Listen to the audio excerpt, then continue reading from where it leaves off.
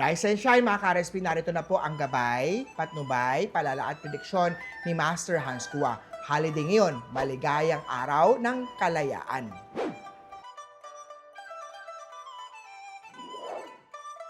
Sa mga pinanganak ng Year of the Rat, maganda ang araw na to para sa brainstorming ng bagong ideas. Ang iyong creativity ay magbibigay daan para sa bagong oportunidad. Purple at 8. Kay Oxaman, start today. Huwag nang ipagpabukas yan. Sabi nga nila, the best time to act for your future was 20 years ago. The second best time is now. Green at 1. Kay Tiger naman tayo, iwasan ang stress sa pamamagitan ng relaxation technique. Mahalaga na maglaan ng oras para sa sarili upang maparatili ang mental at physical na kalusugan. Siena at 2.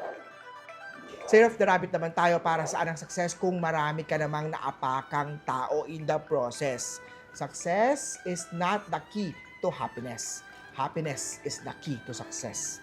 Mustard at 4. Kay Drago naman tayo, ang pagiging honest sa partner ay magdadala ng mas matibay na relasyon. Honesty is the highest form of intimacy. Lilac at 6. Kay Snake naman tayo, maging mapanuri sa intensyon ng ibang tao. Hindi lahat ay totoo. Huwag basta-basta magtiwala.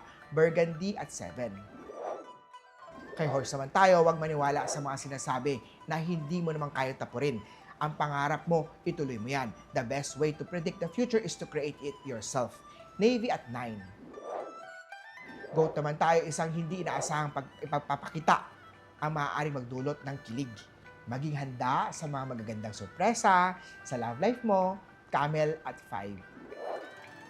Kay Monkey naman tayo, isang matagal ng kaibigan ang maaaring maging espesyal sa'yo. Sometimes, the best relationship are the ones that you never expected. Turquoise at 3.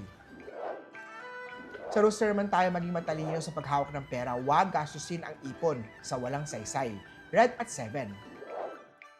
Kay Dog naman tayo, maglaan ng oras upang makasama ang iyong mahal sa buhay.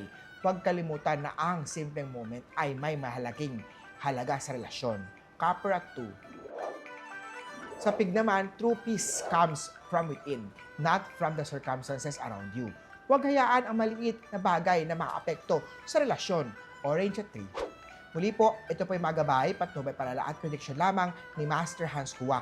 Nasa inyong mga kamera sa lalay ang inyong tagumpay. Kaya always be positive at i-claim ang mga swerte, mga ka-RSP.